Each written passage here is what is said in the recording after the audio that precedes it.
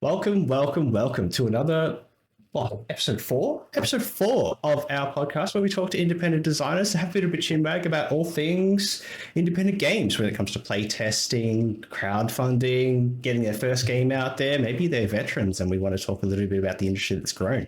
But today, I have someone very special, someone with a very unique story and a unique set of skills, which I will go through a little bit in today's episode. But I have Aiden from Ellero today with me today, a young man, lovely from Canberra, Australia. How you doing today, buddy?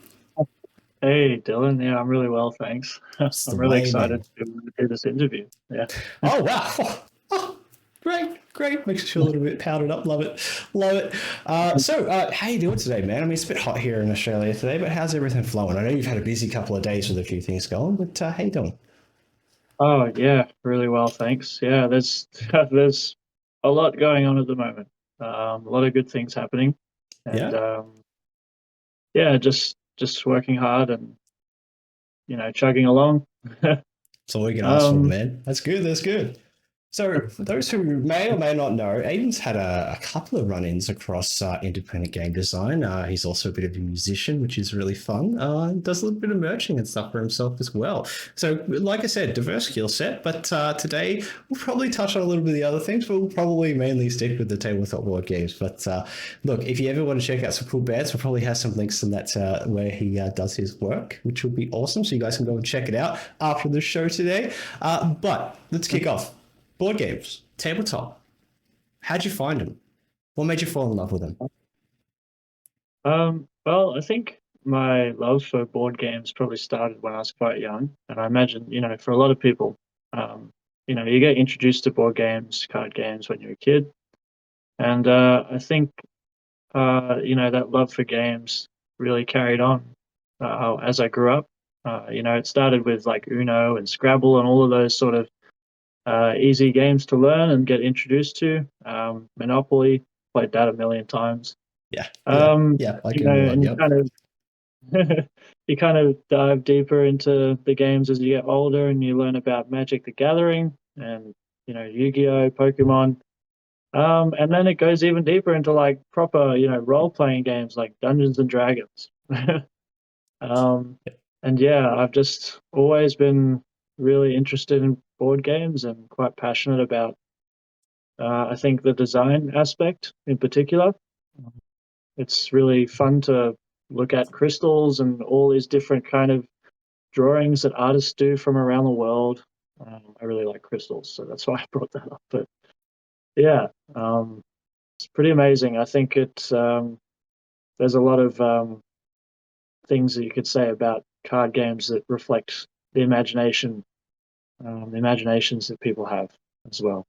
Yeah, Um, absolutely. With the people I've spoken to, like the creative aspect and what you get from creating something, or even just playing these games, is like a thing beyond just like the cards on the table, the dice that you throw around. Like it's about an experience that you sort of share with the people that you have at the table, and that's something like you have that with any sort of thing you do together. Like you go on a holiday with a person, you go on a date, you go out for dinner. Like there's all these things that we sort of share, and a lot of people sort of see people who play the games and that as like people who don't do that social aspect as much, which is I think that's a bit of an older thinking point, but I would wholly agree. Like it's a part of community. It's about building, growing, and changing together, which is like that's what we all aim for, I guess, at the end in some capacity.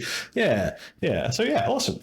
The creation aspect is something that we really, obviously, talking to designers is something we really like to focus on and have a bit of a chat about. So you've created we've got 1 to 10, which is just gone out on Kickstarter. You guys should check it out. It's a very cool little game. It's very nice. We like it as it's a home game. It's not one of those ones you wheel out when you're having like your friends over to impress with something big and flashy, but it's one of those ones you pull out. You can take it out in a car, take it at home, start an evening game. Like it's a nice little one. But how'd you get inspired for something like that, man? um, well, I guess I should probably start from where or begin from where I like first sort of started getting into designing games, creating games. Would have been 2015 or 2016. Like I started designing it. This is a different game. I started designing a board game called Teleporting Castles. It's been Okay. renamed Teleporting Towers, and I spent quite a while on that game, like several years, lots of play testing, all of that, and it was really fun. But I think I experienced some barriers along the way when it came to trying to get the game out to market, Okay. Okay. just to sell, really, to turn it into a viable product. Um, Mostly a financial barrier, but also just I was going through some things, and I think I needed to take a step back for a while. And yeah, a year or two later, I was like, hey, okay, why don't I peel back a bit and try to make something that's smaller and more simpler? Yeah. And yeah, that's when this idea kind of sparked for 1 to 10. I was working in the school care and kind of getting a bit tired of playing the same card games all the time. So I just said to the kids, I'd love to create a game. I'm going to go home and do that. What do you guys think? And they're like, yeah, that sounds awesome. You'd say We want no. to make our own games too. I was helping the children to make their own card games too. And it's just such a great activity for them because it combines so many different aspects of creativity. And card games are, I think, quite simple. um, so children can really understand them a lot more easily than when they kind of look at a board game and it's like, whoa, what's going on? Lots of pieces, um, dice, colors, things like it's just is a lot more moving pieces. Yeah. Yeah. yeah, exactly. But yeah, I just went home over a weekend. I wrote down a bunch of rules that I had in mind, and I just like cut out pieces of paper and I drew symbols and numbers. And I was like, well, I want to do a number game because that's something that's good for this age group that I'm working with, 100%. Yeah. um, especially the younger children who are still sort of learning the numbers, and counting. And at that age, they're familiar with like counting to 1 to 10, but it's just good practice for them, Yep. and Yep. it introduces them to very like simple strategies of gameplay. It's actually something that's really interesting about the game is that even if you use the power cards in their simplest function, it still works, and the children still really enjoy it. Um, as you'll find with like older audiences, there's like you can actually use the power cards in slightly more complex ways, like very slightly more complex ways, which I think is quite a fun aspect of the game in itself. But anyway, yeah, the creative process was very straightforward. I probably spent about 5 months play testing it over and over and over again.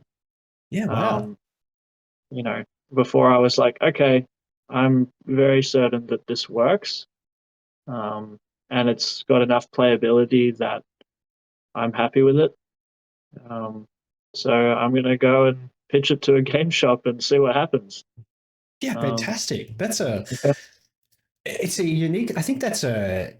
It's not something I've heard in the stories that I've had. Like you had a need that was like between yourself, between the students that you were working with, like that to have something a little bit fresh and new, and that sort of like not forced you, but you took it upon yourself to take that and make something creative out of it. I think you're making something together, and you talk about like it being a good tool to learning how to do numbers, but I think there's something more to it than that. I think that learning how to make a game together, that collaborative, creative space, is something that isn't something that you get all the time in like a classic education sort of style, like sort of siloed stuff that you do on your own. But collaboration is like something that we do across all walks beyond school as well. Like you work in a team, you build things in a team, you might live with other people, so you collaborate, you work together in that. So that sort of like building blocks is also something that I think would be massively helpful for kids at whatever age, even younger people like young adults. I think that there's a lot of benefits in that space. So that's I, amazing. Like that's really cool. That's thanks. kudos to you, my dude. Kudos to you.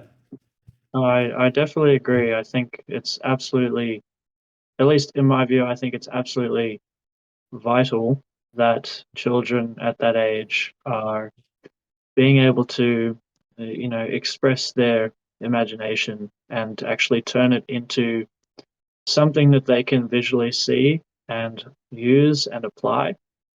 100%. Um, there's I have a bit of a criticism with the school care. I won't go too much into it, but I do think that the activities can be a bit dull, and there really needs to be more thought and effort put into the activities because in my eyes, cutting out stars out of paper just doesn't to me that just doesn't do it. You know, there's got to be more to it, and I do feel as though there were a lot of activities and things. Anyway, it's a whole nother. It's probably not worth going into, but yeah, it's just I think it's just really important to give kids opportunities to do activities at that just that extra level of creativity. Yeah, like Um, there's like filling time with things that are nice and easy, but there's the value in getting something creative, something that they also feel proud about. Like I don't doubt that if they made something like that, they go home and show their parents, show their friends. There's different things that they do. Like there's a thing of sense of accomplishment that comes with creating something. So no doubt you feel now that you've got something out there, you've got a Kickstarter, you've got a game that's turning up in retail stores, which we will touch on. I do want to circle back a little bit though, because there's a lot of things that you just said about talking about like your first game, getting through that creative process that I really want to take a little bit of a dig into. So you had a game yeah, that you so, worked on for 7 years, 6, 5, 7 years. uh, five-ish, yeah, about Yeah. 5 years. And life is like life happens to everyone in its own flavor, and that's completely understandable as to why that is not the game that you sort of decided to hero up and be like, this is what I'm doing. But during those years of development, did you ever think that well, I mean, looking back now, do you ever think you'll go back to that title? Was it Teleporting Towers? Yeah, it's teleporting towers. It used to be called teleporting castles, but It almost came yeah, out. Don't worry, but I caught myself. Teleporting Towers. I think teleporting towers is more catchy as well. The alliteration's nice, yeah. You get that nice Marvel effect. TT. Yeah, exactly. Yeah. Yeah. I mean, where was I? I was at Potato Point. If you're familiar with like the coast, like kind of Oh, southeast. not as much, but Sorry. it rings a Yes. bell. Yeah, but I was actually that's a bit random, but yeah, I was at this place called Potato Point, and I was with a whole bunch of mates at a beach house, Mm-hmm. and we had a whole jumble of like different random board games, card games, and I was just lying down on the couch one of the evenings, and I was just like, you know what, I'm gonna try and make a game now because I've always wanted to, and I literally spent the whole week there just writing down rules and stuff, and if I could show you the photo of this. You look at this thing consisting of multiple different board games and stuff, and then 5 years later, I've turned it into this full-fledged like board game. Yeah, it's just I'm gonna keep that photo very safe because it's a huge. Just shows what you can do. You know. It's a memento, man. It's like the history of you being a designer developer. No matter how far down that road you go, like that's the pivotal point. Yeah. Yeah. Um, That's amazing. I hope you hold on to yeah. it forever, man. Like those sort of things, that sort of like pivot in like the decision to make that creative choice is not something everyone does. And if it holds as much value as like I can see it on your face when you talk about it, man, like hang on to that. It's really important. So yeah, glad that that's there. But is it going anywhere? Do you see Teleporting Towers making a comeback? Oh yeah. Yeah. Yeah. Yeah. 100%. Like I fully intend to get that game like finished and to I mean you have to believe in what you're doing, but I mean Very true. I do want to bring it to the same point that you know 1 to 10 is you know is at the moment. Whether or not it happens, there's only one way to find out. So yeah, just I genuinely believe that teleporting towers has a unique mechanic or like kind of a unique combination of mechanics that I haven't really seen in other board games. And forgive me, maybe that's also my ignorance. Maybe I haven't researched enough, but I am somewhat confident that the game offers something quite unique to players. Uh, yeah, I just definitely want to try and pursue it and get it out there as well. Yeah, I think that there's only so much research you can do. These days we see hundreds, thousands of games coming out every year, whether they're coming out through crowdfunding, Kickstarter, self-publishing. Like, I feel like it's impossible to like comb through every rule set and be like, is my game Oh, exactly like this one, that one, or the other thing? So like, I don't think that that's possible. Like, and there's also the argument of like, is anything really unique these days? Which maybe it is, true. maybe it isn't. Like, you look at film, media, like everything has a little bit of like the past in it. So look, I don't think that you should hold yourself to that sort of accountability for it, because like I think that you would probably spend another 5 years just doing that. So it's been 5 years and you've gone through and made an entirely other game. So I guess what would you take? What learnings would you take from having made 1 to 10 now that you would want to take back to teleporting towers? I think mainly in the like, when is it right? When do you put your seal of approval and say, "Yep, that's the issue we're releasing. That's the one we want." Well, I've always strongly believed, and I think this is something that most people would agree on, is that board games, whatever games, it's for people, it's for everyone. It's not. So from that perspective, I would say that a game to me is ready when others have shown that they really enjoy it and that they believe in that game. So Yeah. yeah, Yeah, I love it. Like, you can water it down to just, do you like it? Is it fun? yeah. Yeah, great. And I guess like for the next step, for I guess for those that might be more, I guess, financially minded when it comes to creativity, the next step is like, can I sell this game? Like, that's the thing. I think that's probably the next step. And when you looked at like 1 to 0, you could see that transition. Like, you had a lot of people who were really happy about it. You approached a couple of stores, and oh look, I'm going to throw a little bit of a spoiler out there. It's making its way to retail already, which is, that's fantastic. Like, that's the dream of a lot of like young and starting creatives. So I mean, kudos to you there, man. So tell us a little bit about how you sort of made that transition, because that's something that people wait years, 5, 6 games to sort of get into that space. What did you do? What's the secret sauce? I, it kind of ties in with this belief that I have that I do really think that so many people have this capability, and it ultimately comes down to whether or not they are willing to take that leap. And the leap that I took is I basically walked in there and I just showed them the game. I said, "Hey, I have this game idea, and it's kind of similar to Uno, Phase 10, etc. And a lot of people are enjoying it. I would love the opportunity to just present it to you, and if you like it, then maybe we could go from there and do something more with it.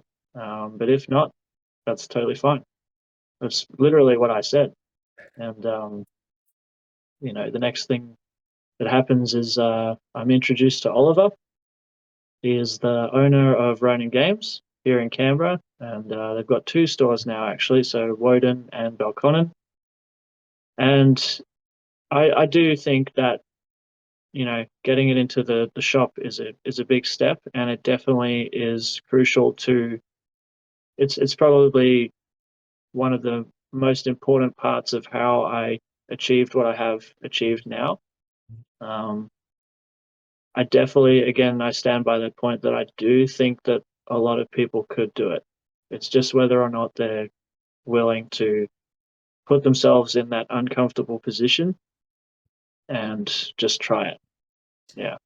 Yeah, like putting yourself out there like that. Like, you kind of do that when you make it a game already. Like, you already put yourself out there. You've put everything that you put creative wise into the game, into the box, into the deck, whatever you're building out there. So yeah, it is just that next step. Like, I don't see much of a I don't think it's much of a transition. Like, I see it as much the same sort of steps you're taking, just the lens is a little bit different. So yeah, that, I mean, wow. I wish that it was. I mean, I wish it happened with everybody. It's got to be.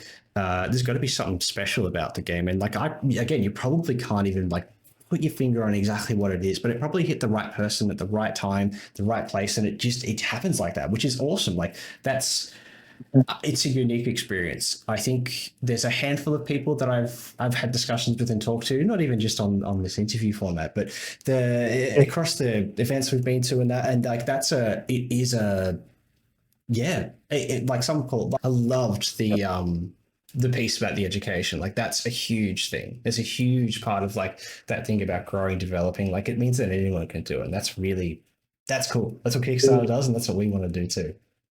All yeah, right. no, yeah, I do think, yeah, I just think that the children really deserve to feel valued as well. I feel like a lot of children, and I guess like it's also part of me. It's like when I grew up, I had lots of ideas. Everyone has lots of ideas, and I think it's empowering for children, when they feel like acknowledged and, you know, like their own ideas are actually um, acceptable and It's right. And, the and validation if you they're get. wrong, then, you just give them some guidance, whatever, and try to show them, but it's more about them uh, learning learning that they are capable of great things. Basically, that's how I like to summarize that.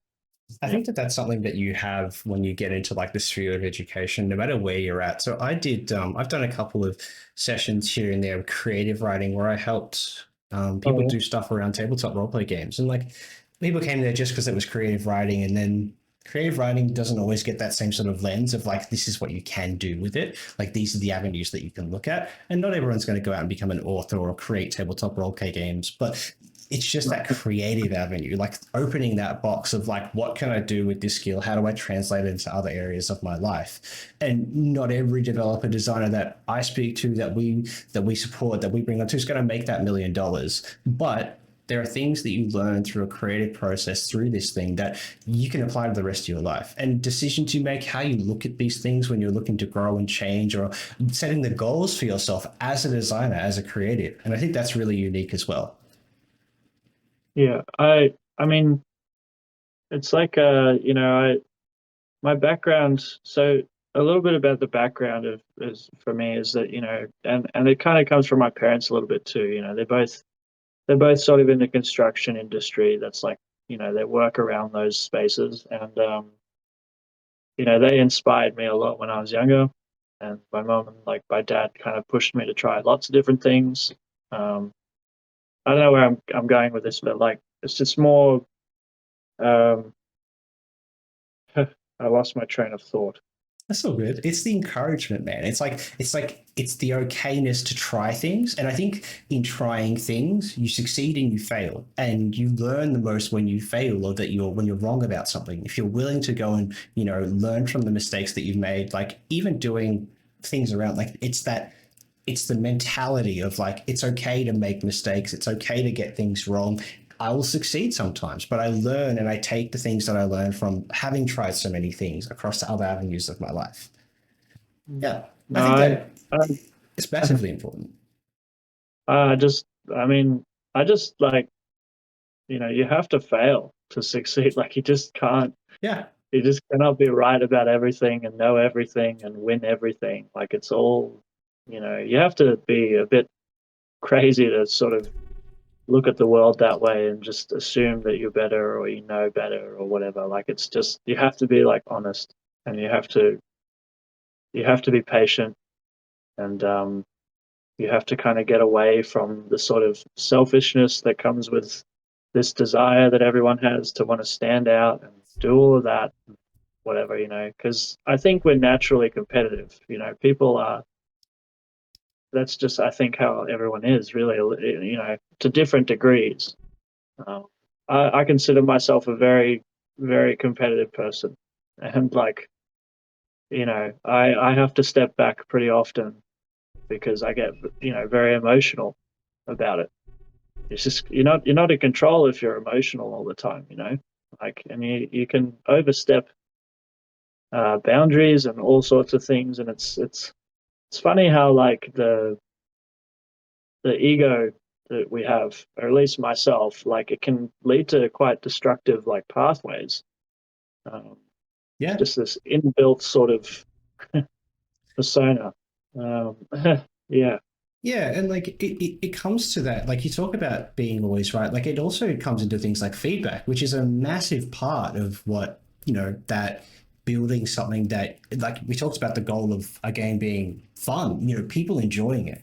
To take that step is like, yeah, I love this game. I want this game. So, and like to get to that point, you say that you're never going to get that perfect the first time.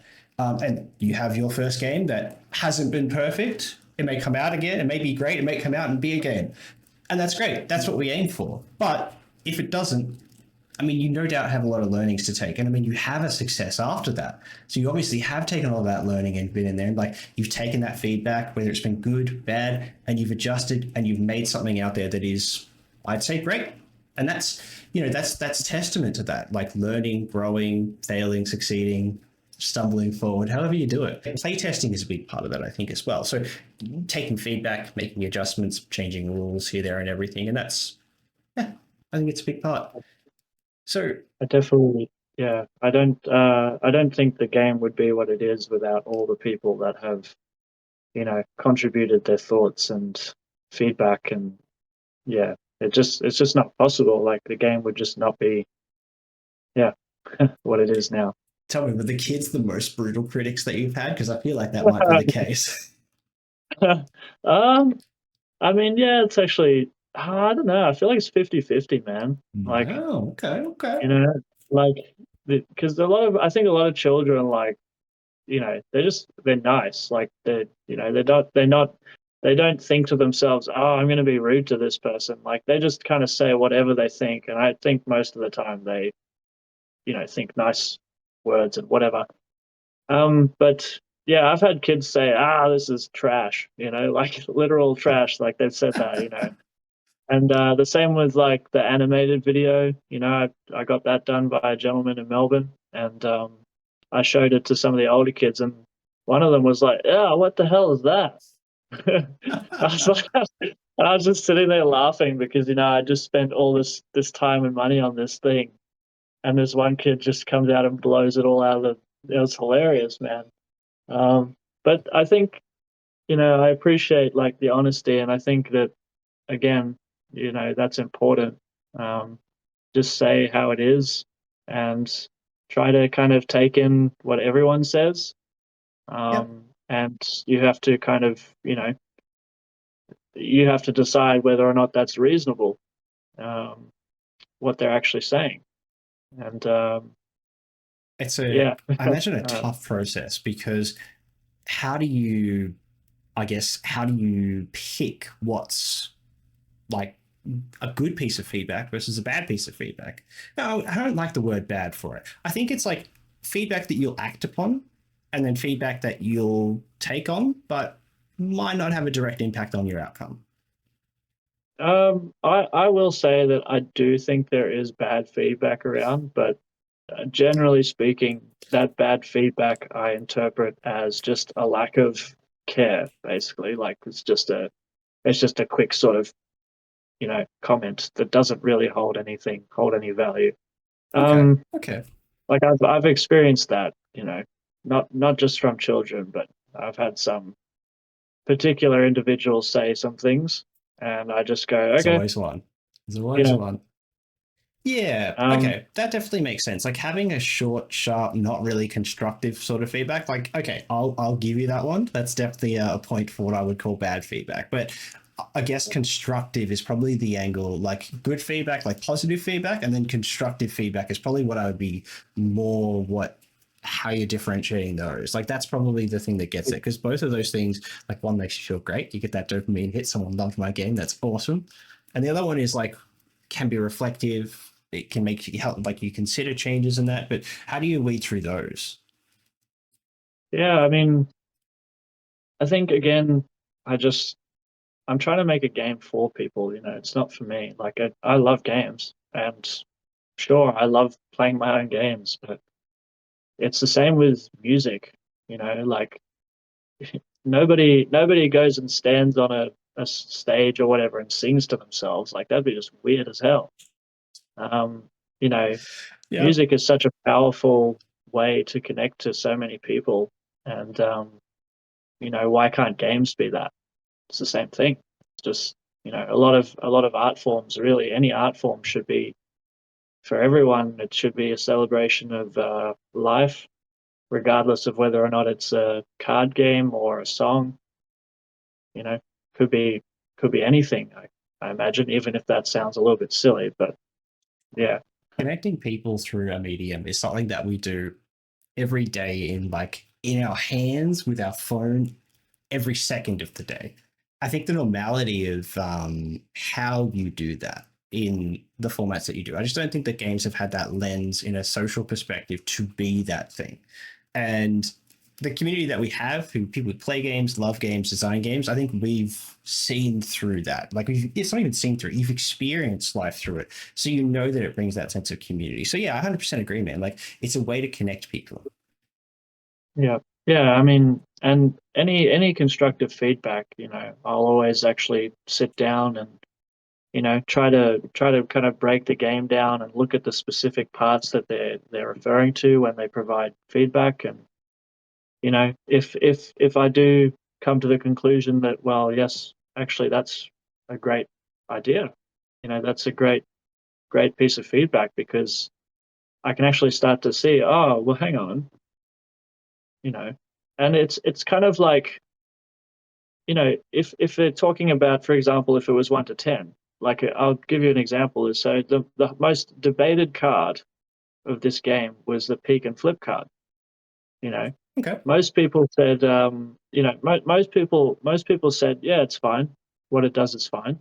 Um, it's it's great limited. feedback. It's limited, but it's fine, and it's kind of fun if you apply, like, if you do what it's actually asking you to do, which is to memorize the cards, because it's quite important in this game. But the problem is, your opportunity of utilizing that memorization of a particular position of a card is small. It's when you have more players, up to 5 players, then it becomes a little bit more significant. But the most debated thing about it was, like, yeah, its limitations. So some people said and suggested that the peek and flip card, you should be able to look at whatever face down card and then actually use it. That's what people were Okay. saying. Yep. Yep. So you actually continue your turn. You don't just flip the card over and leave it as it is. Okay. I play tested this thing. I've played this game so many times, and I've tried all sorts of different things. And this is why the functions of these power cards are like that now. This concrete sort of yeah function.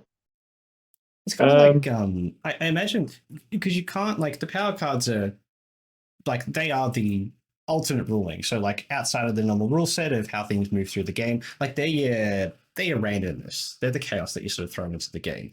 And I think that having them not all be, I guess, game changingly impactful, I think is something that also is important. Like it's good to feel that power. And then like I guess the creativity around like the more familiar you get with the game as well, you probably find more uses. Like you say, you've played this 1,000 times, and I bet if I pick up 1 to 10 for my very first game, I will not use it to the same effect that someone like yourself would play, or even someone who's played it once, twice, 3 times. So I think that's that sort of thing. I think is maybe I would call that one the average level of feedback. But I guess you've play tested, you've had a look, you like how it fits in there. The majority of people really like where it is. So maybe that's one you're like, it seems good, but unfortunately we're not going that way. And that's fine as well. That's fine as well. yeah, I mean, it's actually, like, I have actually developed, like, a whole new version of the game as well. It's Ooh, called okay. Chaos Mode. It's inspired by natural disasters.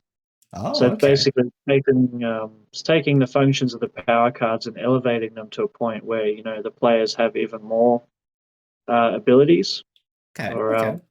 and the abilities are slightly more complex. So the target audience for Chaos Mode is like 9. It's not, maybe 8, maybe, but 9 years old. I feel like they get it a bit better. You Mm, know, mm.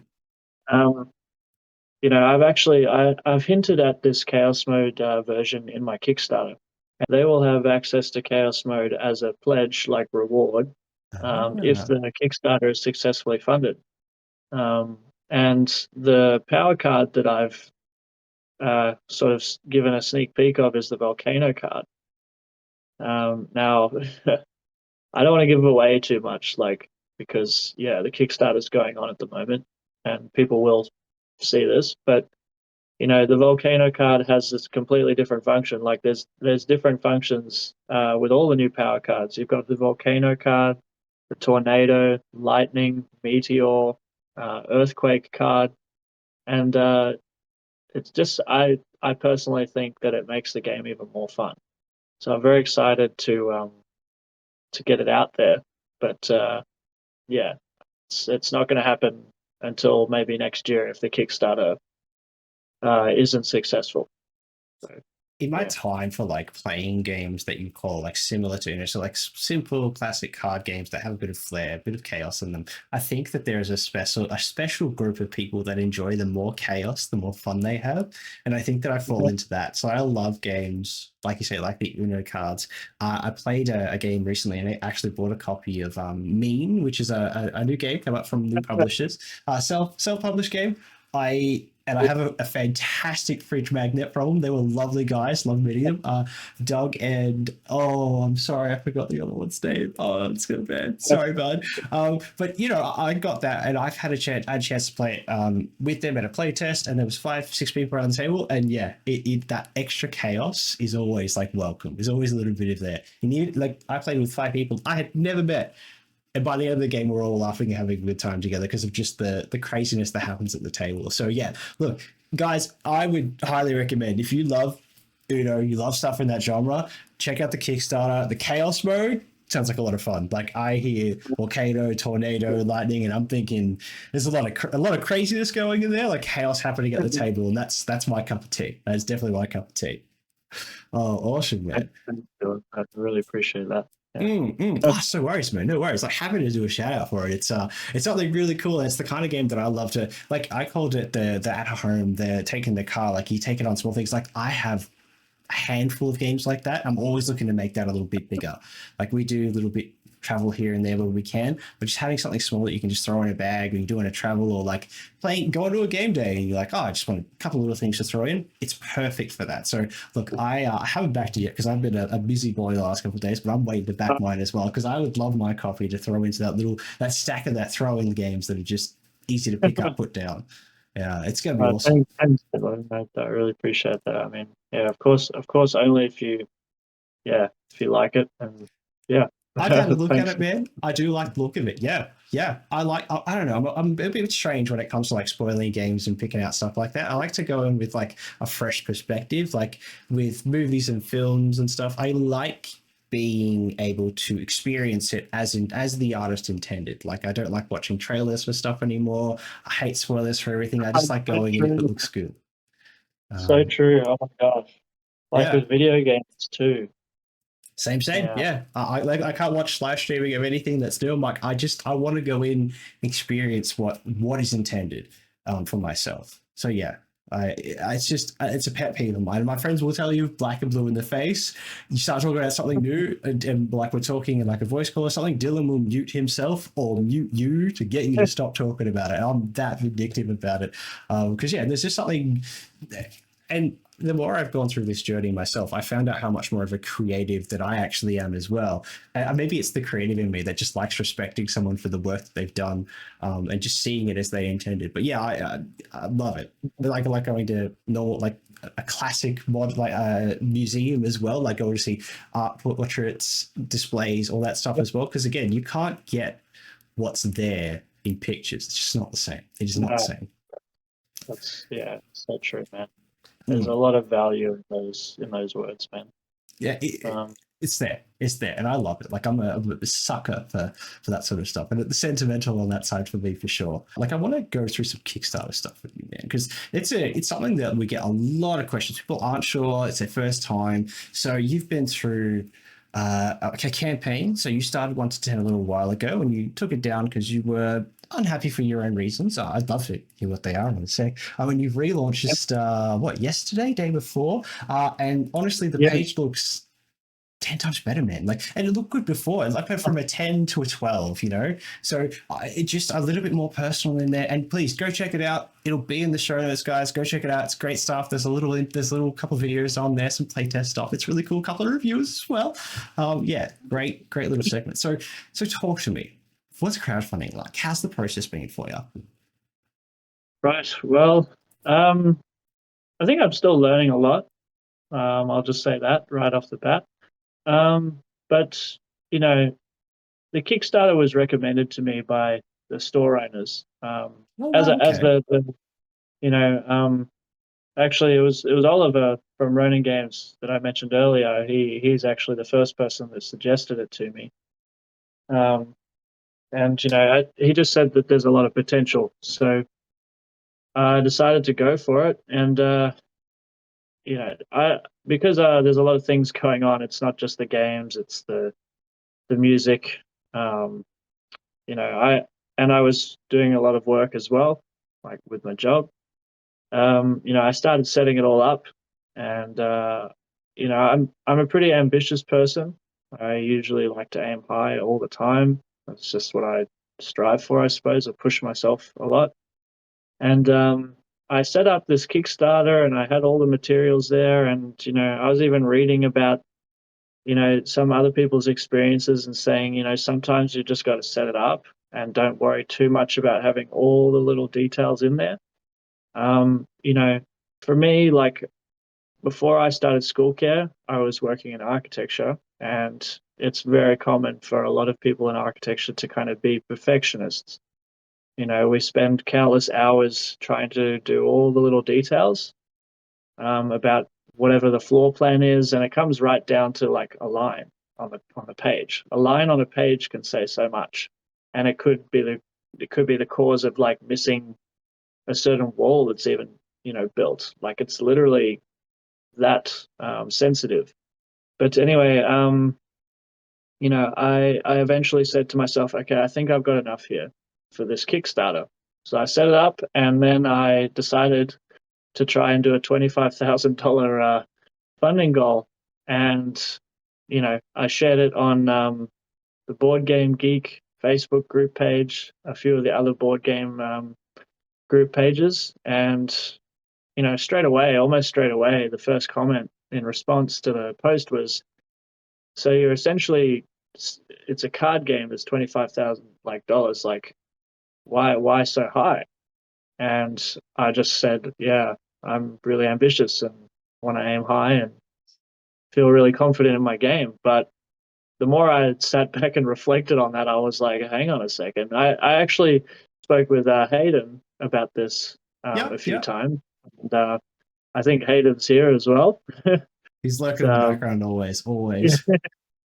yeah. But I'm very grateful for Hayden's insight and his support. He's actually been supporting me a lot. So thanks a lot, Hayden. We talked specifically about the funding goal, and we kind of touched on the idea that um, it might not succeed. It likely might not succeed, and it's okay to fail, and for it not to succeed, you just kind of keep going on the journey and doing 100%, what you man. can. But I kind of I just decided there's too much going on right now. I need to give myself more time, and I need to lower the funding goal. So I kind of pulled the plug and just reset, and I reflected on the presentation of the Kickstarter. Um, I even had some really valuable comments from supporters of the initial Kickstarter. That's They great. said, yeah, it was fantastic. I was very grateful that they took the time to comment, and they said things like, "Oh, is it possible to put an extra reward in there or an add-on of some sort so we can get multiple copies?" And I was like, "Oh, yeah, of course." Like I just didn't think of that. You know, I Yep. wasn't 100% really aware of like how to set up the add-ons properly or the rewards. Um, so I think it was a pretty crucial decision to make, and hopefully, this resetting will enable the Kickstarter to be successful. It doesn't matter how big the funding goal is or whatever, but ideally, I think you've got to start small and peel back, which is exactly what I said about the whole game itself. Um, you know, sometimes it's just too much, and maybe you're not ready at that time. So I just stood back and really thought hard about what I could do differently.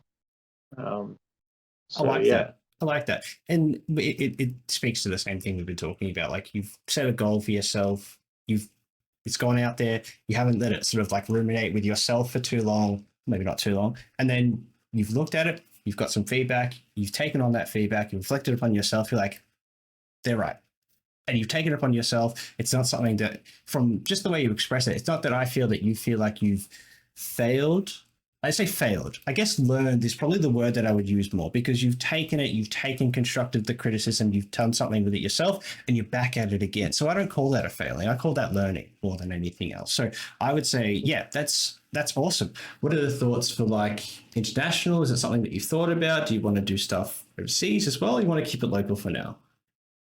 Um, I mean, yeah, I think it kind of goes back to I'm very ambitious, and part of the ambition here is that yeah, I want to sell internationally, and that's actually part of one. It's one of the reasons why I wanted to do the Kickstarter as well, is because I do believe it has that international reach.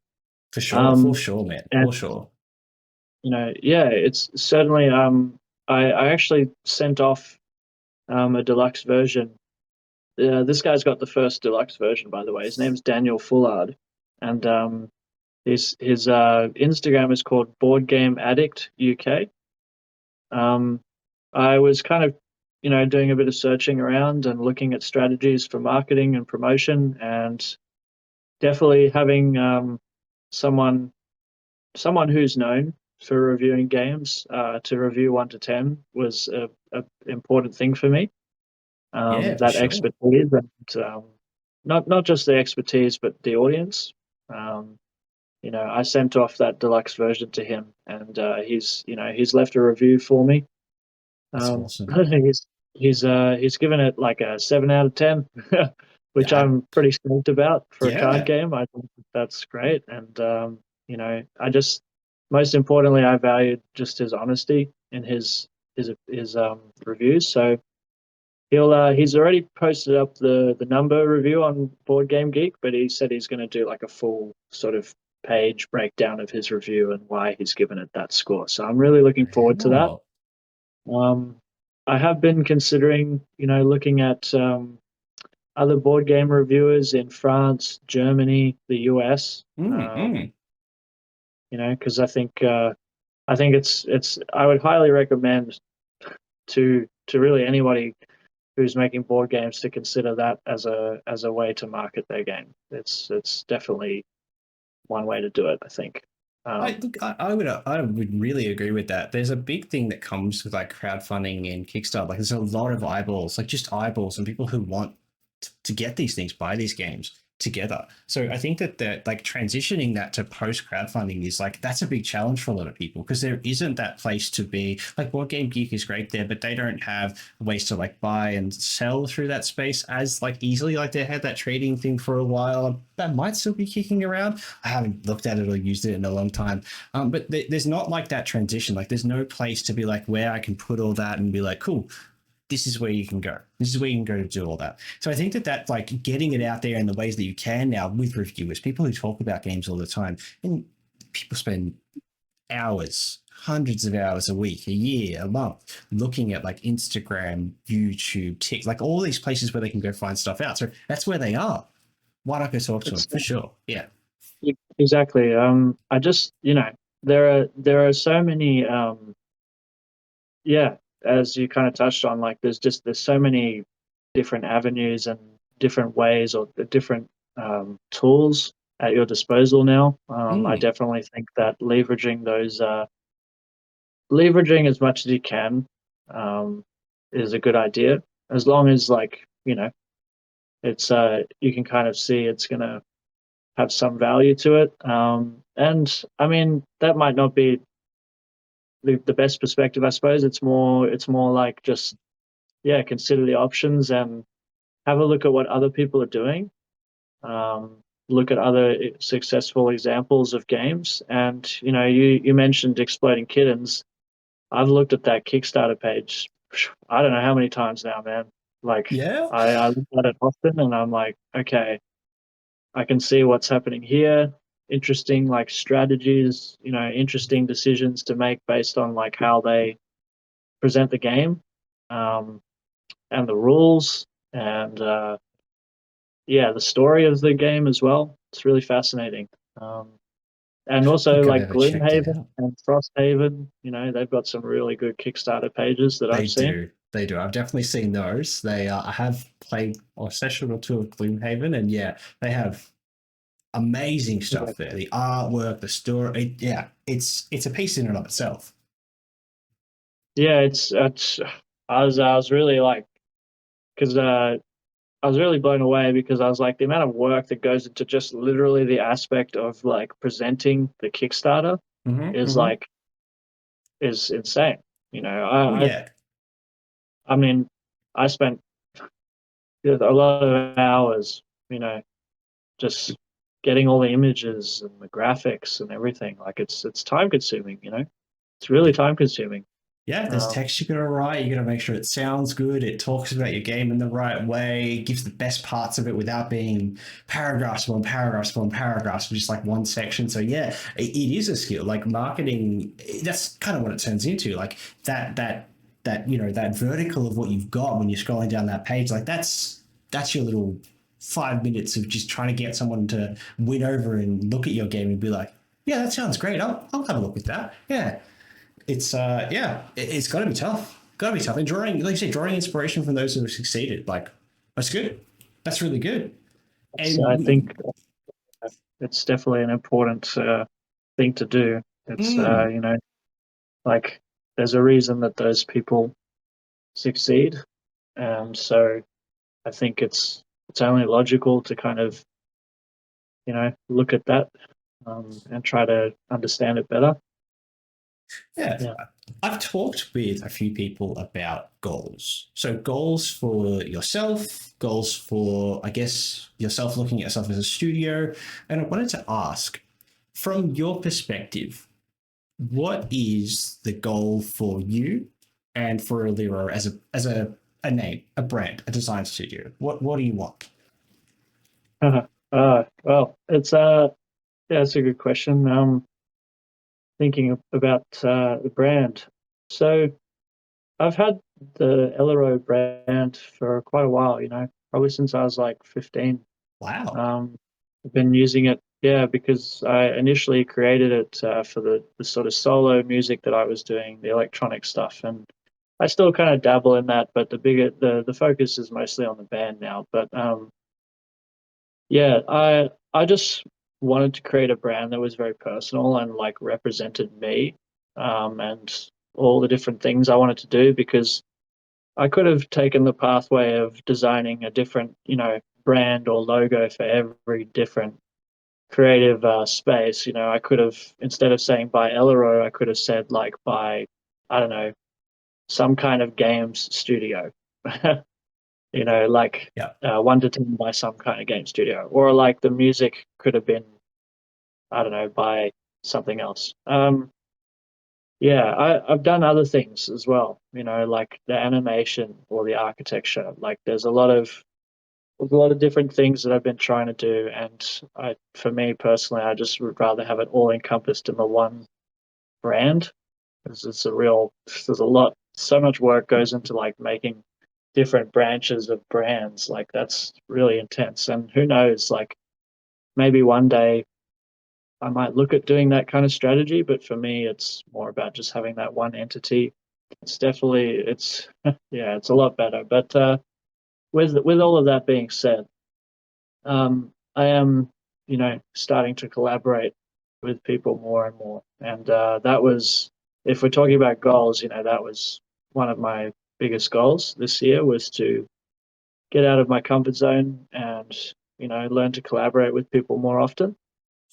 Um, because yeah, that's all of this creative stuff is very personal. It's part of you. So I don't think there's anything wrong with kind of feeling like you are careful about how you share your ideas and things, but I think you have to kind of take risks a little bit more and just be a bit more trusting towards people. And yeah, the world's not out there to try and get you. I mean, you know I think most people are just on the same boat. They're trying to make something great and make a living and just be able to survive, really. Yeah, yeah. This day and Yeah, age, it's look, some days it gets a little harder than others, but yeah, look, it's so for you, you're looking to make something that you can be proud of, but also something that you can make a living out of. So it's financial, it's personal. There's a nice mixed bag in there, and I like that because I think that when you look at it like that, it becomes something that you hold yourself accountable to as well. Like you hold yourself accountable for like your personal side, like creativeness, but you also hold yourself accountable because look, you got to put a roof over your head. You also got to eat, and there's probably other things that you like to do as well. But that costs that money that you're looking to yeah, make from this endeavor you're taking, and that makes sense to me. Yeah. it's So, definitely exactly. Yeah, I think as an artist, like it's challenging because yeah, it does cost money. It's not everything is free, and yeah, if only. oh yeah, But like, even if like I like drawing a lot and painting and things like that, and yeah, I want to go into a store and I want to buy like a massive canvas, like a huge canvas. I'm talking like 4 by 4 meters. Like I've always that's wanted a to do canvas. I've always wanted to do a massive painting, and well, unfortunately, those size canvases are expensive if you want like a good quality one. Uh, You know, so and I'm not going to resort to doing graffiti because that's just terrible. Yeah, yeah, But there is a difference between graffiti and street art. But you know, there's anyway. um, yeah, it's definitely.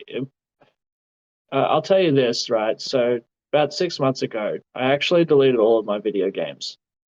And if you're familiar with like Steam, of course, yeah, it yeah. tracks the hours. It tells you how many hours you've played games. And don't get me wrong, I absolutely love video games, and I love playing them with friends.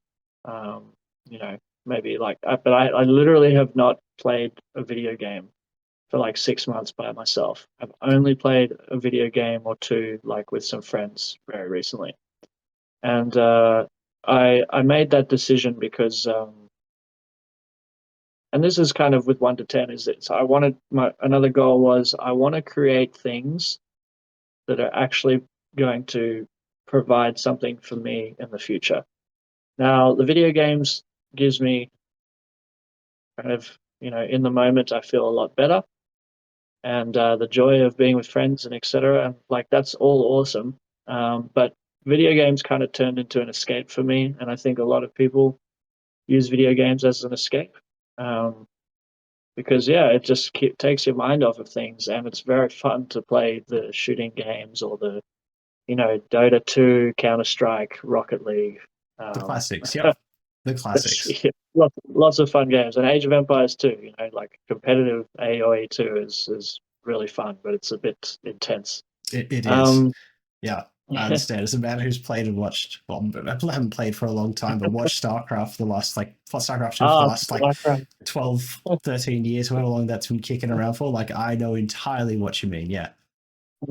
But it is that, Yeah, like, it takes over a lot of time and effort. And I myself have, like, taken a lot younger, played a lot more games all the time, and I was sort of in that same boat.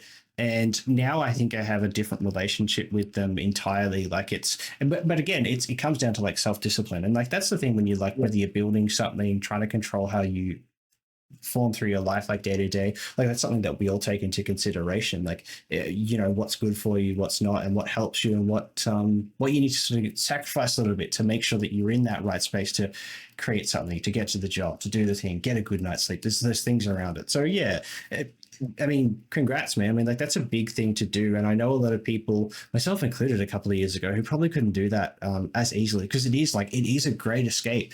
Like it's like reading. People who read like a whole book in a night, or play a tabletop game for hours on end, the solo tabletop. They do art. Like there's escapes, however, but the way that you look at it from being something that you use to sustain yourself, or that you can go back to later and either learn from, grow from, or change a little bit.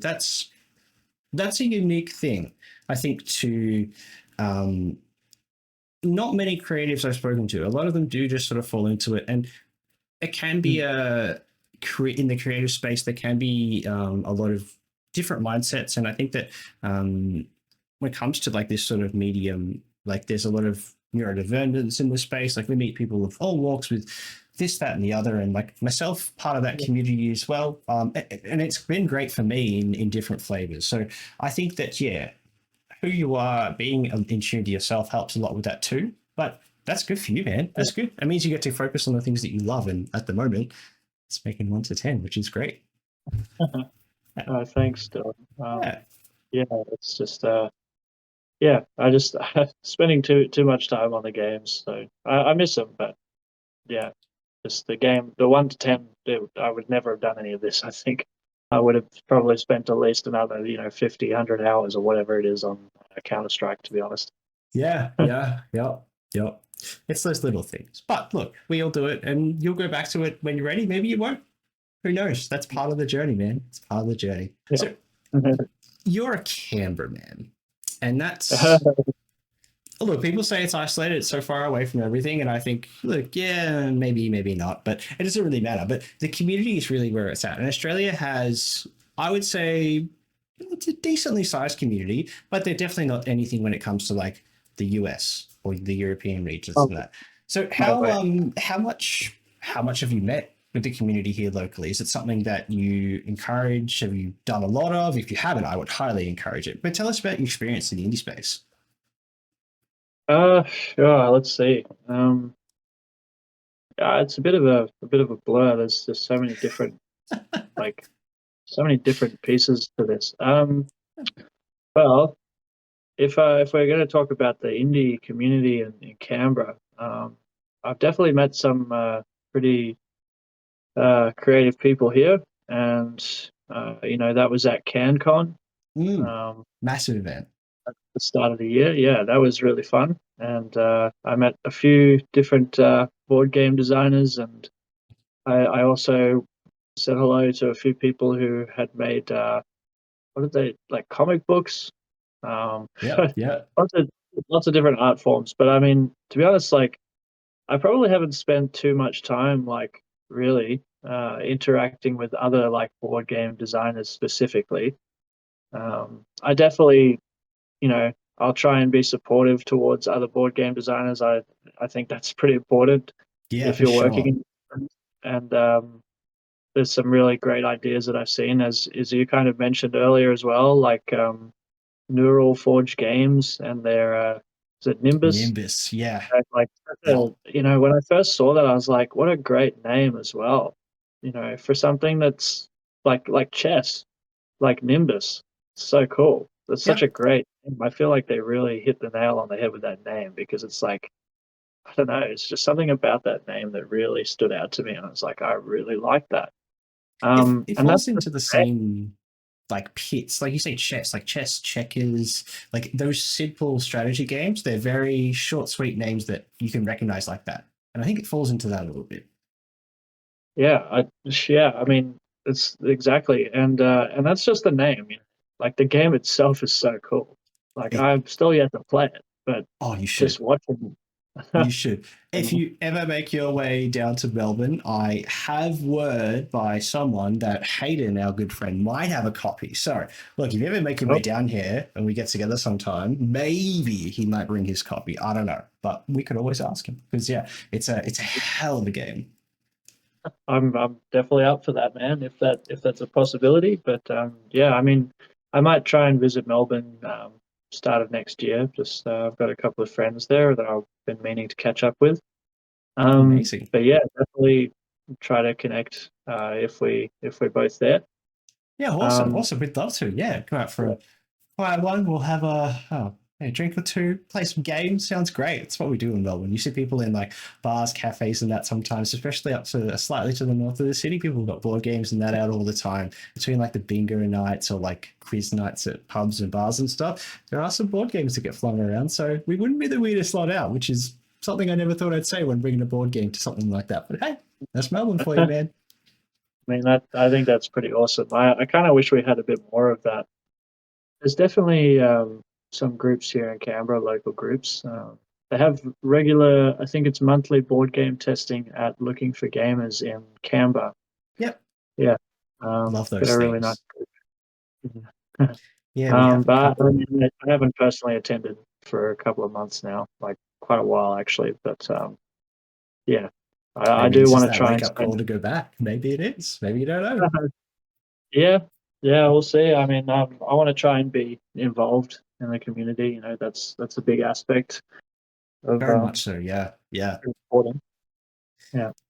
Yeah, I feel you, man. I feel you. And look, the one thing I will say is I've never met such an inviting group of creatives and that like other industries people like to keep things close to their chest. You come along to a playtest day and everyone just like has everything out on the table and they tell you about the creative process, things they've done, things they want to do, and like you find out about everything. It's like I don't know, they're just more excited to tell you about what they've done than sometimes to playtest, which like I eat up, man. I love it. I love hearing about, like I talked before about that like authentic artistic expression, like experiencing that for myself for the first time. I'll sit there for hours and let you talk to me about your game and how you got there and the things that you went through with a smile on my face anytime. And you can hold me to that. Any designer creative, you ever catch me wanting to talk about your game, keep me there for an hour. Tell me about your game. I'll do it with bells I, on every time. I really love what you guys are doing. You know, in Diverse and advocating for the indie games, uh, the creators. It's pretty Yeah, awesome. yeah. Um, It's I'm really excited to see what what happens like in you the and me future. both, man. You and me both. It's definitely something that it's been. I didn't even realize the problem until I sort of came across to the team. It like I always had a game to play, so as a consumer, then I was like, there's plenty of games out there. What do you mean there's not enough like outside of like crowdfunding? And I admit, like most of the games that I've played or got together, they've been like the leftover of a Kickstarter stock, or they've been from Kickstarter themselves. And like, and I didn't really realize. And the thing that really got me when I first started up is I went to go play a game with a friend, game with friends. It's called Expedition, and it's definitely not the first one you'll find when you search for Expedition tabletop game in Google. And a friend of mine, two of them actually asked me, "It's like, oh, where can I get this?" And I'm like, "Oh, I'll send you a link. I'll find it tonight because it was a little bit harder to find, and I'll send it to you." It doesn't exist anymore. It's not there. Ah, It is not what? there. Oh, And this is a game that every time I've taken it to a group event, it's one of those ones that I carry. It's a quick throw in, my quick throw in game. So 1 to 10 would probably be like right on top of it. It's one of those games that you can pick up, load it in 2 minutes, and you can play it literally forever. Like it has customized things that come from the community. It's not just the game designer who make things for this game. It's one of the best things ever. Every time I brought it out, someone wants to buy it, someone wants to play it, and I got to tell them, you can't. Like it's gone. Like I it's can't just find it, let alone the expansions that make it the wonderful thing that I have that you just can't get anymore. And that's what was that's like that tricked me. That got me to be like, why the heck is this the case? Like it's had 100% success rate of bringing my friends in to love these things. It goes nowhere. It just baffles me. that's that's definitely that's should try it. I mean, so wait, so it's just not available like now? You just can't I buy can't it? find it. I can't find where I can buy it. Even so, they have an application which has turned into a web application that allows you to get the adventures that you play and read through them together as a group. And that's the only thing that's there. Like, I can't see where to buy it outside of that. Right.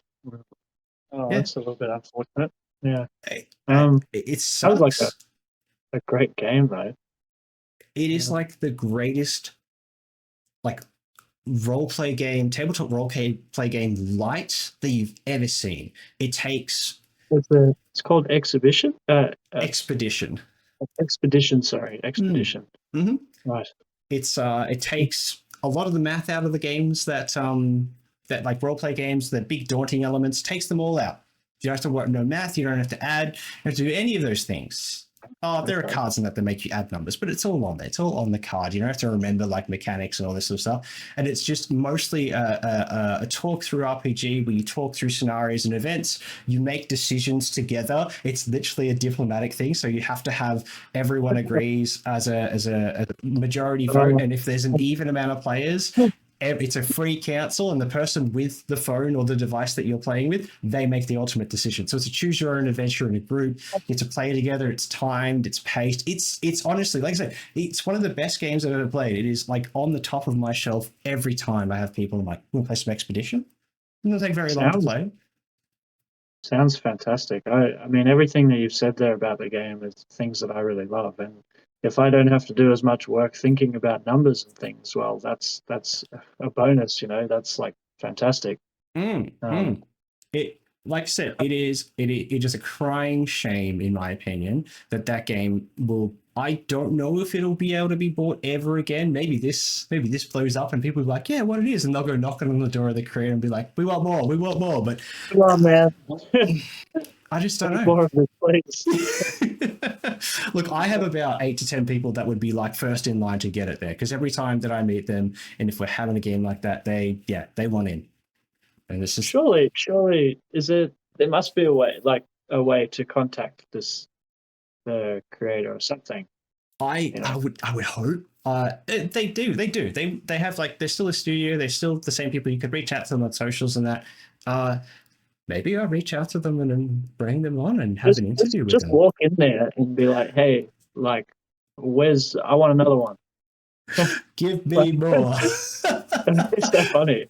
But I mean, I wonder. That might include a plane ticket to walk in, but look, I might be committed to the bid at some point in my life. No. But yeah, Just an idea. but you talk about what we're doing here, and but that's the thing I want to avoid. I've talked about this with one other guest about the preservation of games that are coming along, and it's been a big video game movement that you might or might not have heard about, considering you've taken a bit of a step back from that space. But to me, I think that there's a big thing that's happening like right now.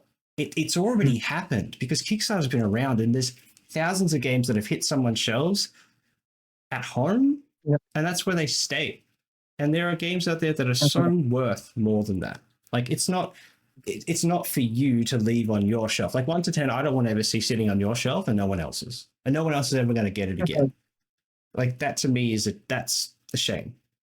Someone equated it to like breaking one of the Roman plates. Like it's a piece of history, whether or not it has like the big oomph or something that, like Exploding Kittens or Gloomhaven will ever have. But still, it's important enough. Someone's put love, energy into that, and I don't want to see it gone.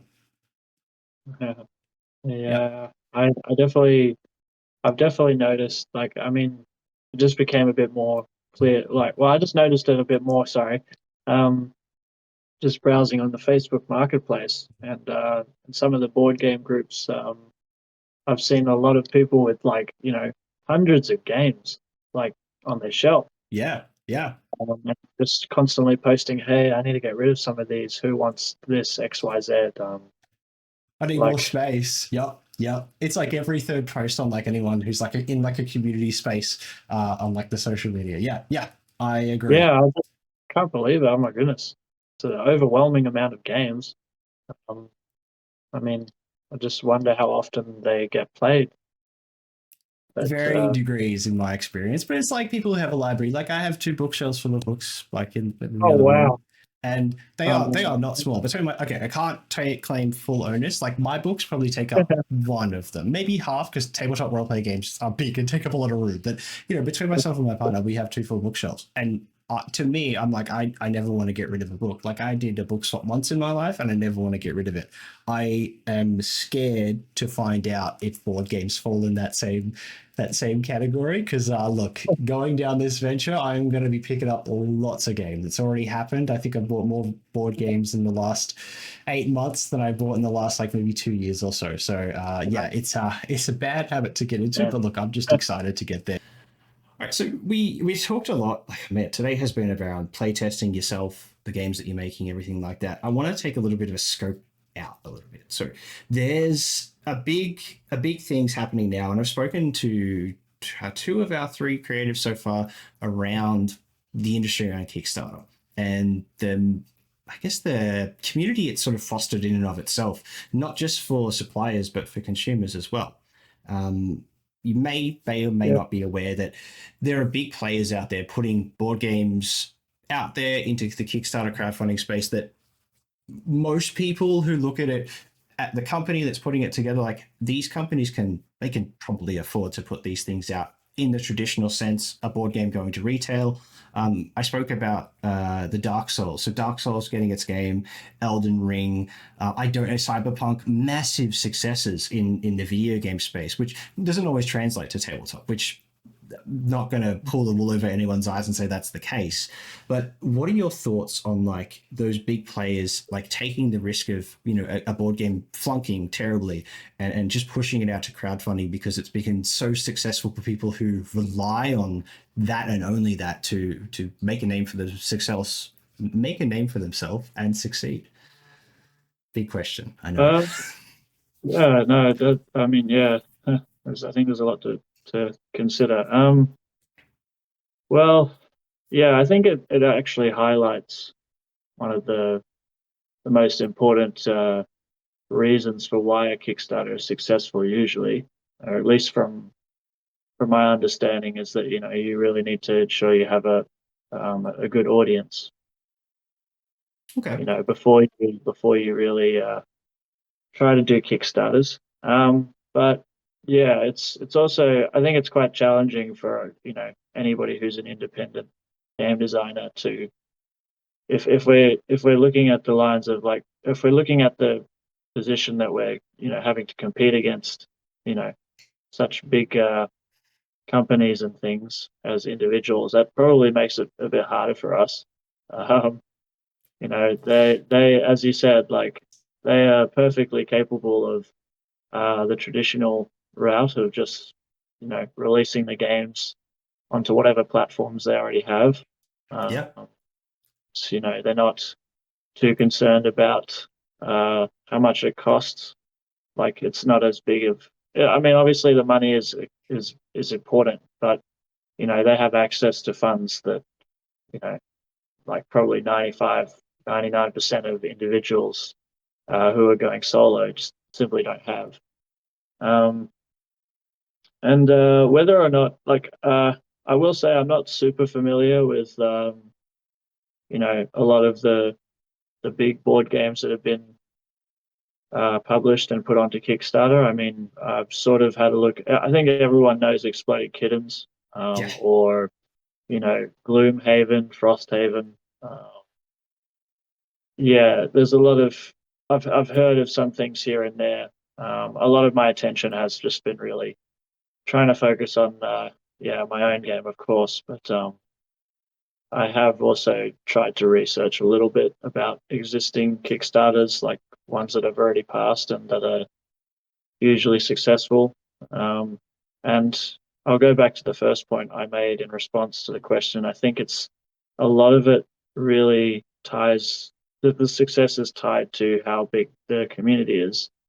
Um, and yeah, how many people know the game already in its kind of, not its like final state, I guess.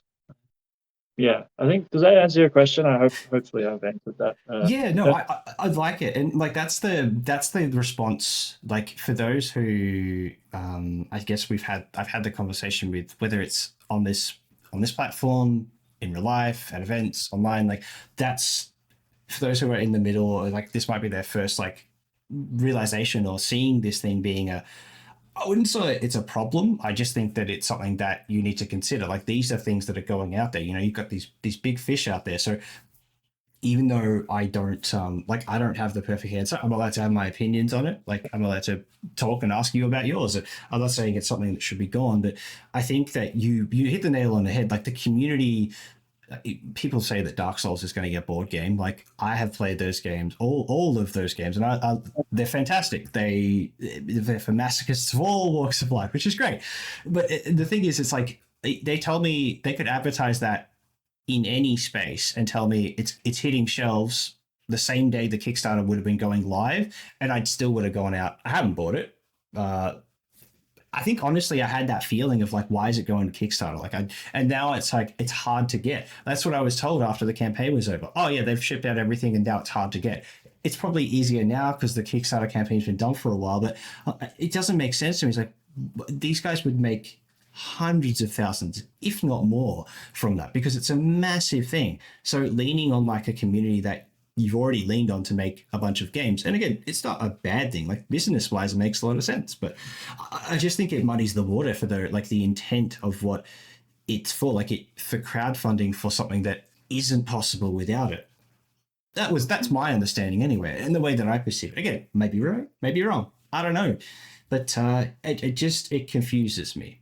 And I guess I'd like to take more time to again discuss it with guys like yourself, with people, other creatives that we meet with, and try and figure out like maybe it's me who's got like a whacked perspective on it, or maybe it is a problem we have to deal with. I don't know. I don't know. But there are so many other things in like crowdfunding that we could pick and poke at, and Yeah, just I mean, yeah, I think just just from like a point blank sort of perspective here is I just don't really think I would ever play a board game of Dark Souls, like I just always imagine it as a digital thing, never really. I'm a little bit surprised actually that it's become a board game, but that's just my thoughts. I thought the same thing when I first heard about it and I'd done no looking. I thought the same thing. Like there's like that separation of mediums. Like people have a big opinions of like books and movies. Like that's one that we don't talk to like that we don't talk to the Harry Potter fans, we don't talk to the Lord of the Rings fans, we don't talk to those people about those things together because it's how you open a can of worms and get stuck in for a many hours conversation about everything they did right, wrong, and everything in between. But I think that's like being separate mediums is something that can be comfortable with. I'm not saying your opinion's wrong or anything like that, but I'd go have a look. Like there's a big wave of like RPGs in a box trying to get people to like stepping stones to like a full-on blown tabletop roleplay game, and it falls in that sort of space. I think it's a good experience, but I don't know about replayability. Again, having not played it, so Yeah, could fit I'm out kind of there. curious. Hmm. Hmm. I mean, yeah, it's definitely, yeah. I think just like initially my first reaction to that, yeah, is again just it's so successful in the video game space, but Hmm. yeah. Um, I'm Yeah, sure, yeah, because I mean, I'm sure it's probably got some similarities to like Dungeons and Dragons and things I like would think that. I so. mean, yeah, I just probably have to look at it a bit more, but from just a base sort of response, like I don't know, I've played the games enough. Yeah, Yeah, yeah. It's like look, it's the video. Yeah, mm, mm, yeah, yeah. Like the crowdfunding, I think bleeds through a lot of interesting like new things that have come in the game space. Like I've also talked to when I spoke to Trace Garchito's game, so they have their first game still in playtesting, aiming to go to crowdfunding hopefully next year. We're fingers crossed for them because Hayden and I actually got a chance to play their game at their Conquest Con in Melbourne here, or in I believe it was August. Fantastic game, yeah, like great studio. They had their artists there, both the designers. Fabulous game. Massive shout out to those guys, Catherine and you guys. Love you guys. You're great. Can't wait to see where Blasphemy goes. But so for them, they had a thing, and we spoke about like what funding really looks like. And what I actually, because I was rewatching our interview with them, they talked about like the funding amount. And it's an experience that you've recently had, and we spoke about that. About like you put up for 20 or 25K for your first run yeah. of Turn to One, and now Quite, quite, you've brought yeah, it's quite a lot. Yeah, and we made you reflected, and big kudos to you. Like you took that stuff, you reflected, and you're like, cool. What I've had to shift the needle a little bit. Whether it's you still have that expectation of like that 25K for yourself in the background of your mind, and just what's presented there is that 2,000. Do you think that having a lower goal makes your, let's say tomorrow you hit your goal 100%, 10 to 1, and you get that little badge that says, hey, look, we're funded already on Kickstarter. Bam. It's a good news story right there. That's what you call it. You're like, yeah, we've funded. Like, that's a win. Great for the company.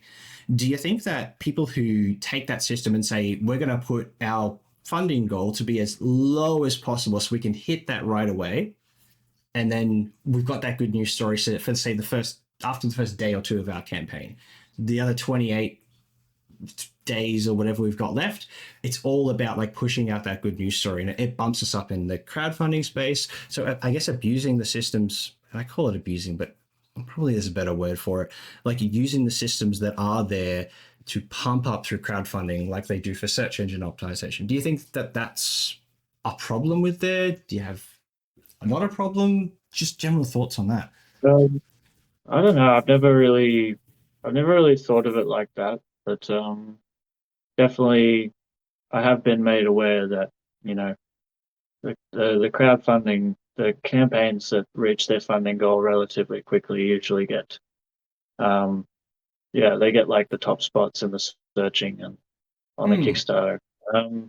Yeah, I mean a lot of it was simply just I just changed the funding goal because it just seemed too high, and you know I'm an ambitious person, and I really believe. Yeah, I mean you have to believe in your ideas, but yeah, I had a few comments when I posted my Kickstarter on some Facebook groups, and people just said, why $25,000? And I just said, like, I mean, I might have set myself up for failure here, but even if I still retained that funding goal of 25,000, like, and I failed, well, I wouldn't I wouldn't really look at it as a loss. I would just be like, okay, well, I still got some interest, and yeah, I'll just try again, maybe with a revised lower goal, or I'll maybe take some time to build more community.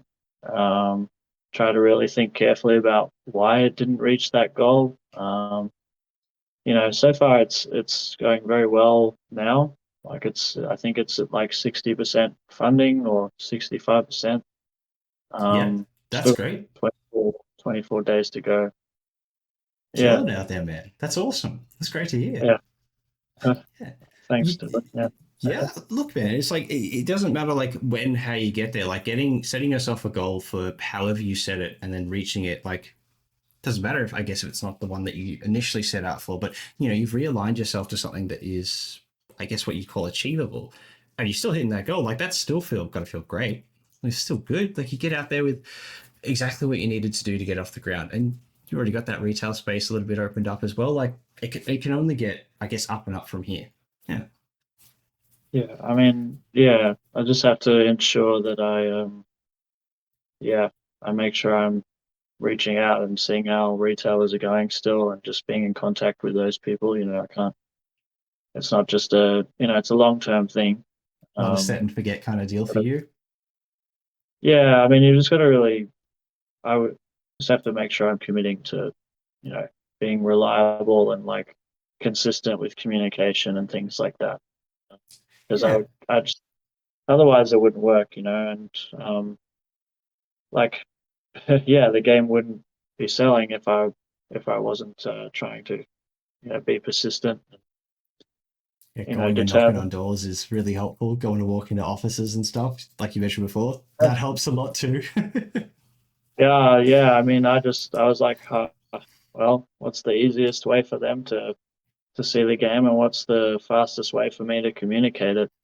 Um, In just go person there in seems person. good. Yeah. Gives them Oh. a bit of an idea of who you are as well.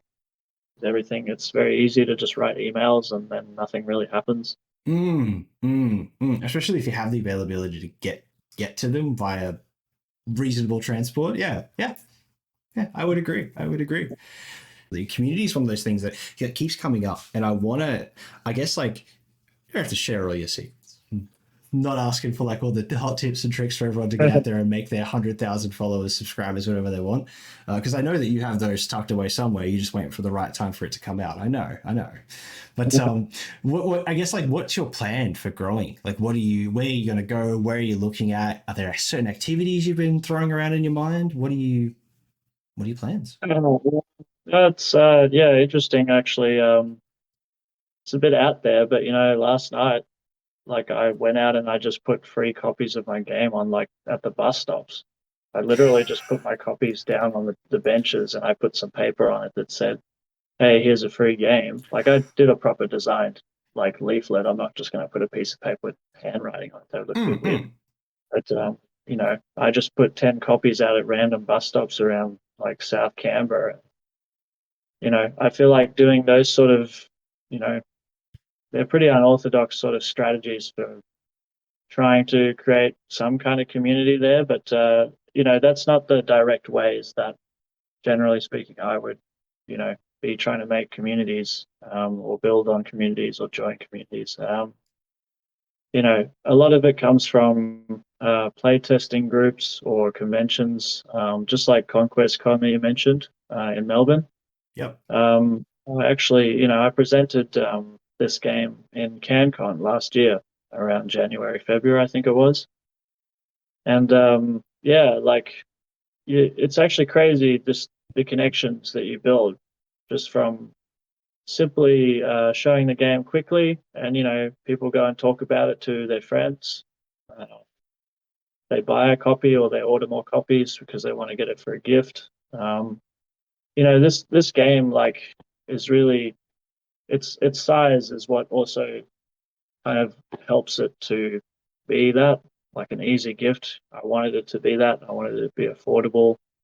I know that, at least at least from my belief, is that a wide part of the community, at least the target audience, I suppose you could say it in those words. Not really trying to target too specifically, but I know that families usually just come out. They want to buy something easily and affordably. And if they see 1 to 10, well, even the name is kind of lends itself to a game for children, and, like, it's an easy game, fast game, simple game. Like, um, I'm always trying to think about what the community wants, as long as it's also going to benefit me in some way. Yeah. It's a two-way sort of thing. It's never going to just be one or the other. And as much as I do love to, like, help others, and I've done some volunteering before for not games, but like, I've even done volunteering for a circus, like a that they have here in Canberra. Wow. Okay. Yeah, it's just like, I didn't do anything. I literally just did a barbecue. But No doubt they appreciated yeah, it though. yeah, no, I mean, it was good. A lot of I think what some people don't consider is that you don't have to spend much money as well to try and build on community. Like, I think a lot of people, they're like, well, let's talk about conventions, for example. Sometimes that costs a lot of money. It can. Yeah. Attending PAX, like, just to get a position in the stands at PAX can cost a fair bit, and traveling as well. But I actually honestly think one of the best ways and most effective ways to build community is to, as much as it does cost you some money, is to actually, like, I can get away with giving this product to people for free, like a giveaway. Mm. But well, obviously it's not sustainable for me to a point. But I strongly believe that for this game to really explode, if you really want people to know your game, you've got to be willing to make those kind of sacrifices. Um, you know, it's like, yeah, I always look at Uno and I just think to myself, how do so many people know how to play Uno? Yep. It's not because they read the rules. It's because somebody else taught them. Somebody else showed them. They just Mm-hmm. whipped it out of their card game collection and said, "Here's how you play," and bam! Like, it's that's something that I actually think is a really key. like point about especially these simple games. Like it's not it's you want it to become very teachable. Like people can easily teach it to somebody else, and then it just explodes. And by giving it away to people, doing giveaways like this bus stop thing, or doing a giveaway in Hornsby in Sydney, which I did a couple of weeks ago. One of the ladies that came up to me when I was saying, "Hey, free card games," like she works with like youth, and she said she's got about 9 or 8 like children who like. Next time I was out there, I was like, I want that because I want to take that with me to other friends who like short, simple games. It's like not having to teach people how to play stuff like D&D. I'm going to be teaching a couple of friends over Christmas through a one shot how to play D&D with a Christmas themed adventure of whatever I decide to make up. And that's an investment of my time to teach, their time to learn to play. And it's going to be probably between 4 and 6 hour session, I would say, between like all the learning, getting together. We'll do food in that between, but like it's not that. And it is like that quick snap session that you just pick it up and, like you say, learn it in 2 minutes, play it forever. I just thought I'd quickly say, like I think one of the most valuable things that any game designer should be looking at is how can I make it so that this game is really easy to teach. Like, from like anybody who plays the game, they should be able to go, okay, this is how you play it. And at least I mean, I think there's kind of two. Let's just break this down into like two sort of community spaces, right? Like of the types of people who play games, right? You've got people who are casual gamers who just want to play something quick. They go to a party and they're like, oh yeah, cool, let's play a game.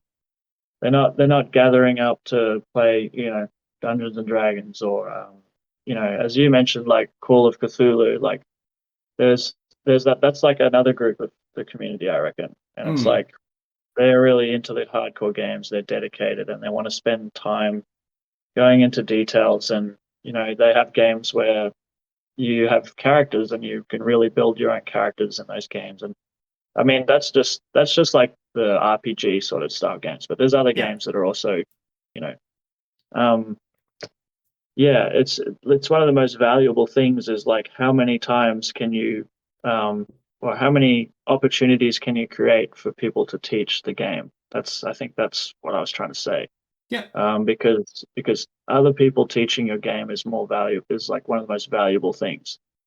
Um, That's a yeah, that's a thing. So that right there is something that I have heard a couple of times from different people in community growing, and I don't think any of those people have been on here with me yet, but some of them are definitely lined up too. Don't you worry. There is a thing there. It's like having advocates for your game that comes everywhere. And literally what you said just there, having someone, not even yourself, be like, oh my God, I love this game. Let me teach you how to play it.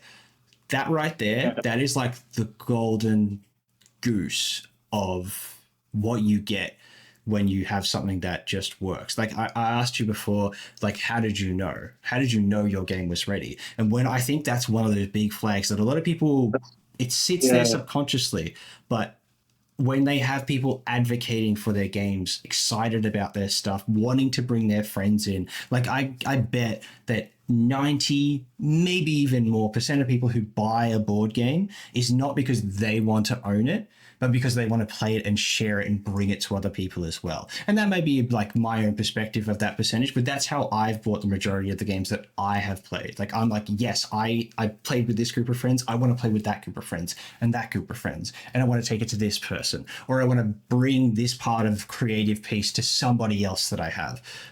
So I think that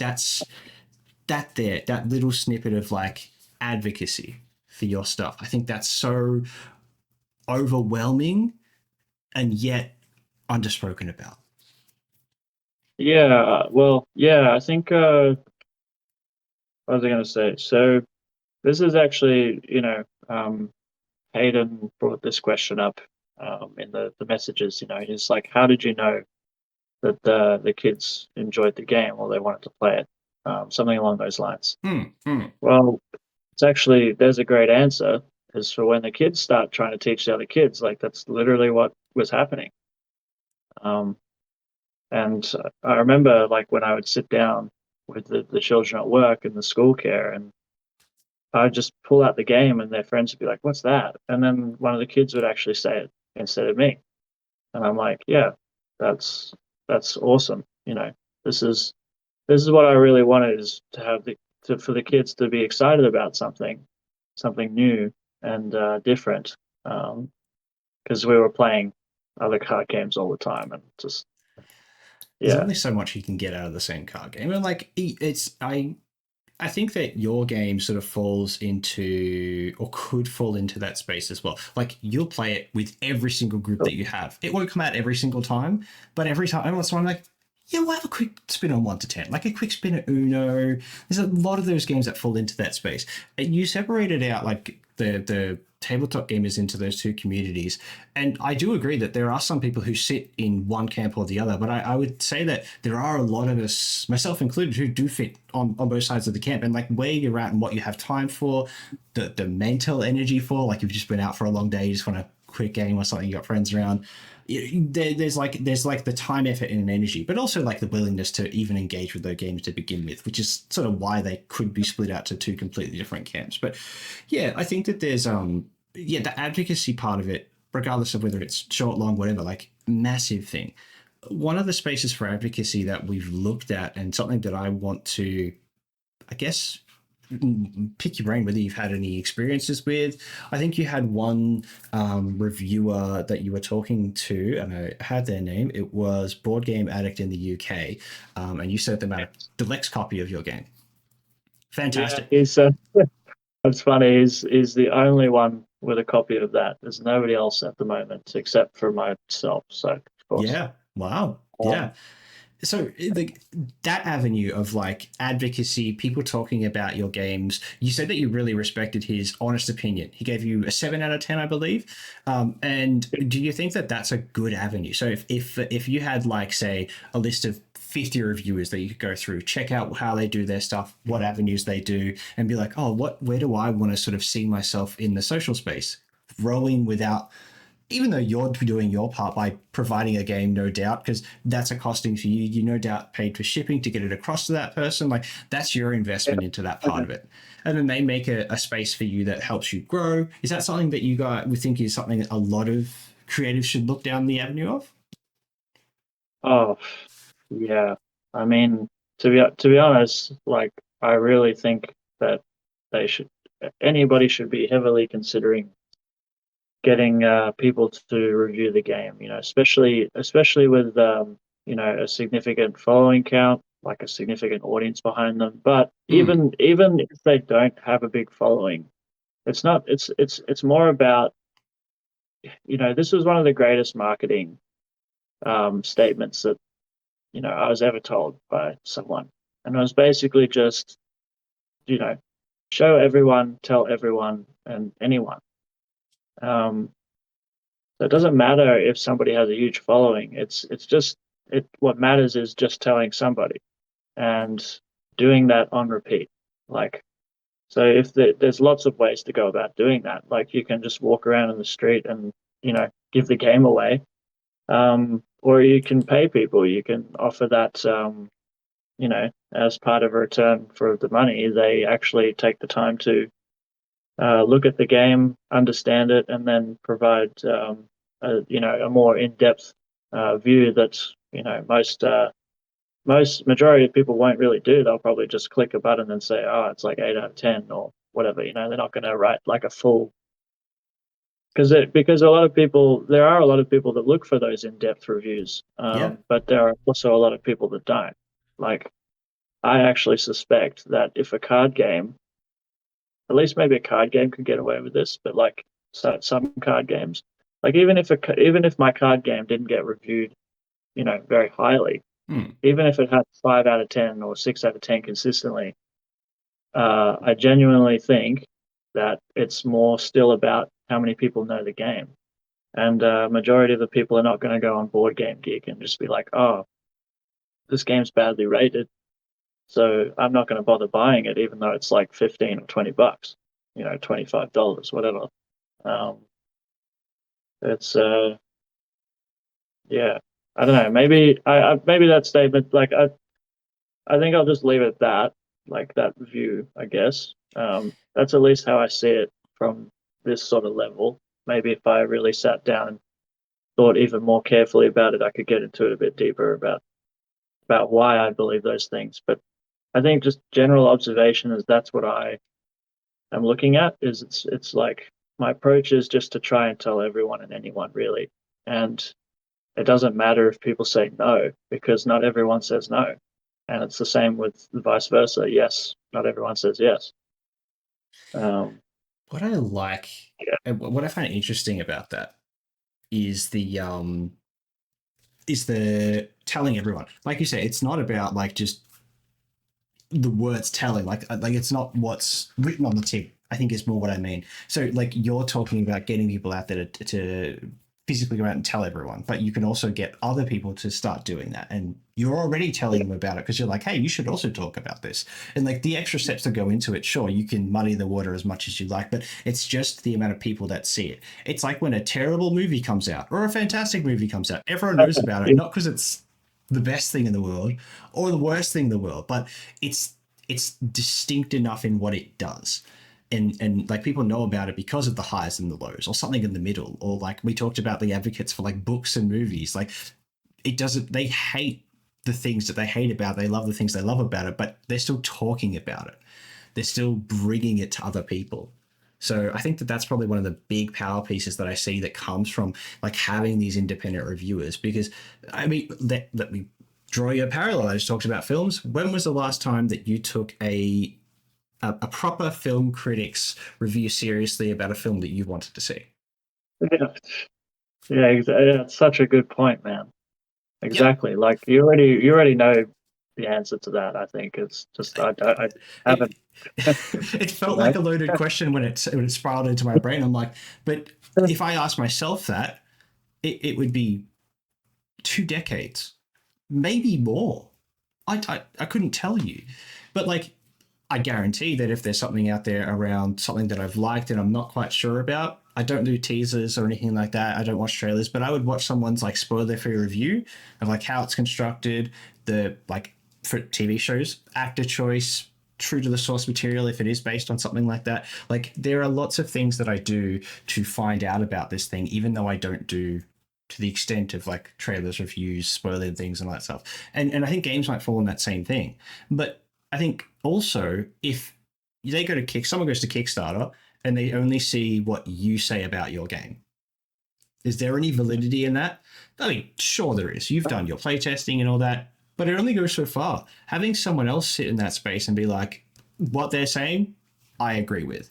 And if they are like one of those independent reviewers and that, likely you're not paying them directly. Like you pay for a product to get to them and the product itself, and then they go and they make their own piece of content, whether it's a video, whether it's just a review, and they leave that there. And that's how they contribute. If they are a creative who makes money out of these things, you're also paying them indirectly. Like it's an opportunity for them to do what they do and giving them more opportunity themselves to grow. So I think that it's a pair like made in heaven. Like I have no doubt that there are reviewers out there who'd love to make reviews about stuff that no one else does. No one else can because no one has it in the same space. And doing Kickstarter games, no guarantee that anyone's going to be able to get it after the crowdfunding campaign's done. Yeah, So when you get it to review that's it, all we you're hope for. reviewing a game that's nowhere to buy. Like it just seems like such a shooting yourself in the foot kind of roundabout.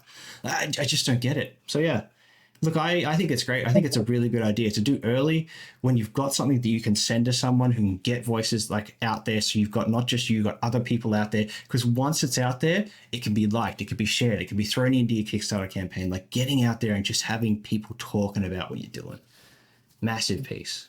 Massive piece. Yeah, exactly. And I've got a few other ideas as well that I'll be trying to I guess yeah, work on or make happen. Um, Even if they're not out here for today, you have to tell me about any of these weird and wonderfuls, man, because it's a I find your direct approach really interesting, and I find like the perspective that you took. I'd love to let you loose and just be like, "Cool, you have to take that crazy creative brain, and it can only be done in social media space. I want to see what like like throw Uh, you into like a room for a day and see what you spit out the other end." I would really love to pick that apart for you. It'd be nuts. Yeah, I mean, wouldn't do that to you. There's a lot of problems with throwing you into a room for a whole day, but yeah, it's like just taking that mentality with it to somewhere else. I think that would be really interesting. Yeah, yeah, awesome. Well, it's, might even thanks. yeah, it's definitely a cool idea. Actually, is trying to focus purely on social media for a day. Hey, it's part of that Yeah, connecting you were talking about with other creatives. Like the reviewers are in that creative space too. Maybe that's like and they're your also the community.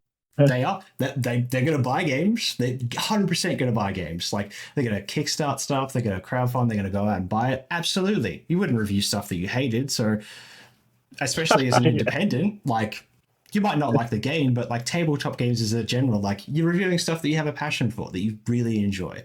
I would hope Can you anyway. can you can you imagine a strategy of paying people to review things they hate? There's actually something that could work, you know. Like if it turns into a meme, It could be. I'm sure in some place across the internet someone's doing it already, no doubt. But maybe. it obviously hasn't blown it up enough for it to become something that we all hear and know about. So yeah, you never know, but it could be the next big thing. Hateful reviews. I actually used to like as part of my ways of thinking of other things to do Mm. after the video games. I actually spent some time like purposefully looking for bad reviews because I thought it was hilarious. And I found a 1 star review of the National Library here in Canberra, and the person said never been there, and that's all they said, and it was 1 star. And I was just like, that is terrible. And then the poor It's not. the library can't even delete the review. No, it has to request them through Google, and like, what a waste of their time and energy to like be Yeah. like, hey, can you get rid of this? Like, filling out the form that they no doubt send you is going to take up more time than like the damage it's going to do for that silly review that's there. But Like, I mean, it's terrible. You're right, but it's also I find it absolutely hilarious. I don't know. oh It's yeah, just so I cool. definitely see the humor in it, and no doubt anyone who reads that comment is going to be like, what the hell? They'll either be like, they'll think that person is very silly, or they'll laugh like you and I did. Oh yeah, exactly. You should see. Oh man, you should see the reviews of like some of the high schools, the colleges. Like the students' reviews are relentless, man. Like they really, Oh, I bet. yeah, I think that's going to be a fun little side thing I might do. Maybe this yeah. afternoon I, with this quiz. I, I just got carried away, and I was like, huh. I know high schoolers are pretty crazy, so let's have a review. Let's see what they're like. And I And just searched like ruthlessly some honest. of. Oh, it's so funny, man. So funny. Like the. Oh, well, look, Anyway. that might be my armor, man.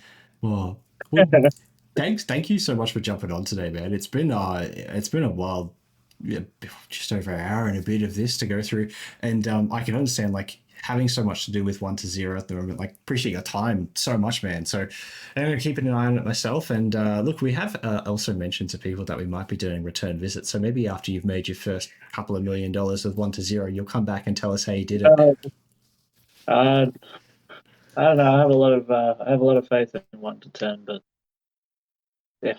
I You mean, never know. I think, yeah. I mean, I think it's only going to work if I do the work as well. So yeah, Yeah, yeah. Got to put gotta in keep those doing hard it. yards, man. Yeah. Yeah. Awesome. Well, Thanks so much, Tim. Yeah.